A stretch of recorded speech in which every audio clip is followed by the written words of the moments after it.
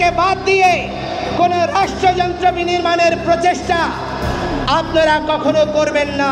ইসকনের সাংগঠনিক পদ পদবি সহ ইসকনের যাবতীয় সাংগঠনিক কার্যক্রম থেকে অব্যাহতি দেওয়া হয়।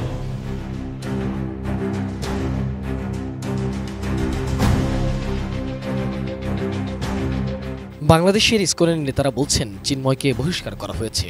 অন্যদিকে ভারতের ইসকন নেতারা চিন্ময়কে গ্রেপ্তারের প্রতিবাদ জানিয়ে ভারত সরকারকে বাংলাদেশের সাথে আলোচনার অনুরোধ জানিয়েছে। আবার ভারতে পালিয়ে থেকেও চিন্ময়ের মুক্তির দাবি করছে বাংলাদেশের সাবেক প্রধানমন্ত্রী শেখ হাসিনা।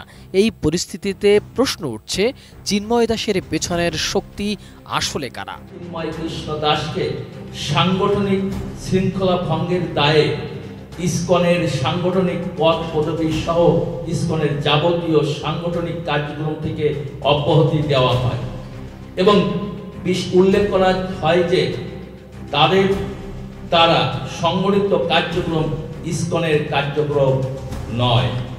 গত মঙ্গলবার চিন্ময়ের জামিন মঞ্জুর হওয়ার পরই সংখ্যালঘু কার্ড নিয়ে ষড়যন্ত্র শুরু করে দেশ বিদেশি কিছু মহল। মূলত ৫ আগস্ট ছাত্র জনতার আন্দোলনের মুখে ক্ষমতাচ্যুত হয়ে পালিয়ে দিল্লিতে আশ্রয় নেন শেখ হাসিনা। এরপর আওয়ামী লীগ নানাভাবে শেখ হাসিনাকে বাংলাদেশে ফেরানোর চেষ্টা করে যাচ্ছে, তবে প্রতিবারই ব্যর্থ হয়েছে এই ষড়যন্ত্র।